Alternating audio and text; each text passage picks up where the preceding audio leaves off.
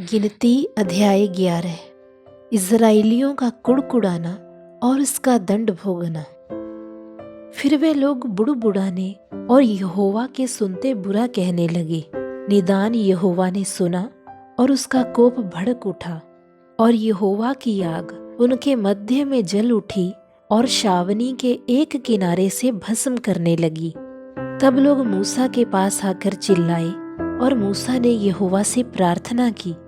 तब वह आग बुझ गई और उस स्थान का नाम तबेरा पड़ा, क्योंकि यहोवा की आग उनमें जल उठी थी। मूसा द्वारा 70 अगुओं का चुनाव। फिर जो मिली जुली भीड़ उनके साथ थी वह कामुकता करने लगी और इज़राइली भी फिर रोने और कहने लगे कि हमें मांस खाने को कौन देगा। हमें वे मछलियां स्मरण हैं जो हम मिस्र में सेंत में खाया करते थे, और वह खीरे और खरबूजे और गंदने और प्याज और लहसुन भी। परंतु अब हमारा जी घबरा गया है, यहाँ पर इस मन्ना को छोड़ और कुछ भी देख नहीं पड़ता। मन्ना तो धनिये के समान था और उसका रंग रूप मोती के समान था। लोग इधर उधर जाकर उसे बटोरते और चक्की में पीसते या ओखली में कूटते थे, फिर तसले में पकाते और उसके फुलके बनाते थे, और उसका स्वाद तेल में बने हुए पुए के समान था। और रात को जब छावनी में ओस पड़ती थी तब उसके साथ मन्ना भी गिरता था। और मूसा ने सब घरानों के लोगों को अपने अपने डेरे के द्वार पर रोते सुना, और यहोवा का कोप अत्यंत भड़का और मूसा को भी बुरा मालूम हुआ। तब मूसा ने यहोवा से कहा, तू अपने दास से ये बुरा व्यवहार क्यों करता है, और क्या कारण है कि मैंने तेरी दृष्टि में अनुग्रह नहीं पाया कि तूने इन सब लोगों का भार मुझ पर डाला है। क्या ये सब लोग मेरे ही कोख में पड़े थे? क्या मैं ही ने इनको उत्पन्न किया? जो तू मुझसे कहता है कि जैसे पिता दूध पीते बालक को अपनी गोद में उठाए फिरता है, वैसे ही मैं इन लोगों को अपनी गोद में उठाकर उस देश में ले जाऊं जिसके देने की शपथ तूने इनके पूर्वजों से खाई है। मुझे इतना मांस कहाँ से मिले कि इन सब लोगों को दूं? ये तो ये कह कहकर मेरे पास रो रहे हैं कि तू हमें मांस खाने को दे। मैं अकेला इन सब लोगों का भार नहीं संभाल सकता, क्योंकि ये मेरी शक्ति के बाहर है। और जो तुझे मेरे साथ यही व्यवहार करना है तो मुझ पर तेरा इतना अनुग्रह हो कि तू मेरे प्राण एकदम ले ले, जिससे मैं अपनी दुर्दशा ना देखने पाऊं। यहोवा ने मूसा से कहा, इज़राइली पुरनियों में से 70 ऐसे पुरुष मेरे पास इकट्ठे कर, जिनको तू जानता है कि वे प्रजा के पुरनिये और उनके सरदार हैं, और मिलाप वाले तंबू के पास ले जा कि वे तेरे साथ यहाँ खड़े हों। तब मैं उतरकर तुझ में से वहाँ बातें करूँगा, और जो आत्मा तुझ में है उसमें से कुछ लेकर उनमें समवाऊंगा, और वे इन लोगों का भार तेरे संग उठाए रहेंगे, और तुझे उसको अकेले उठाना ना पड़ेगा।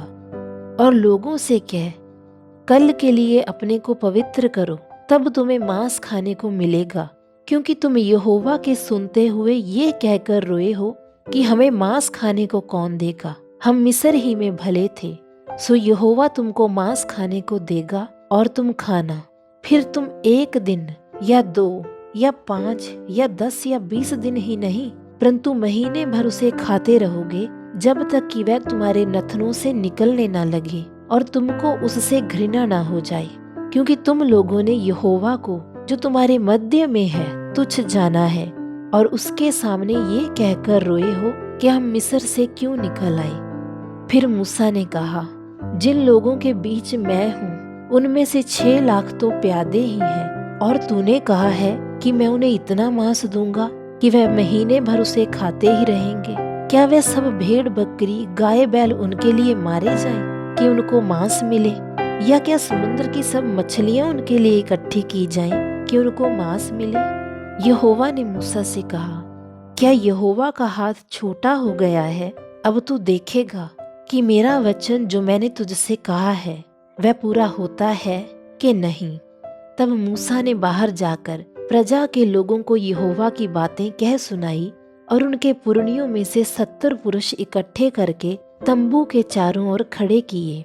तब यहोवा बादल में होकर उतरा और उसने मूसा से बातें की, और जो आत्मा उसमें थी उसमें से लेकर उन 70 पुरनियों में समवा दिया।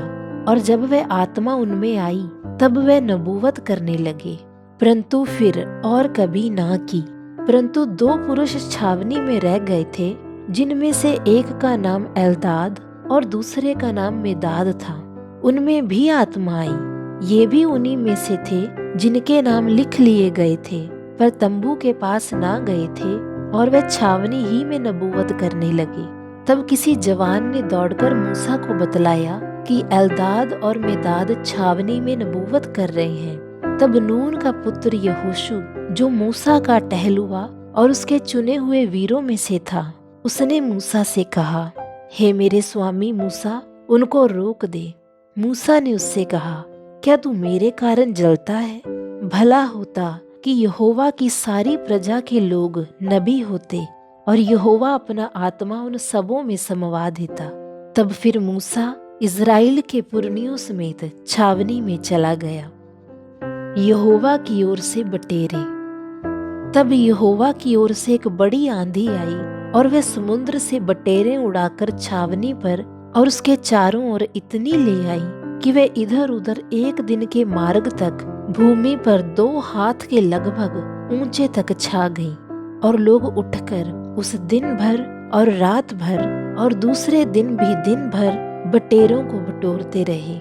जिसने कम से कम बटोरा उसने 10 हुमेर बटोरा, और उन्होंने उन्हें छावनी के चारों ओर फैला दिया। मांस उनके मुंह ही में था, और वे उसे खाने न पाए थे कि यहोवा का कोप उन पर भड़क उठा, और उसने उनको बहुत बड़ी मार से मारा।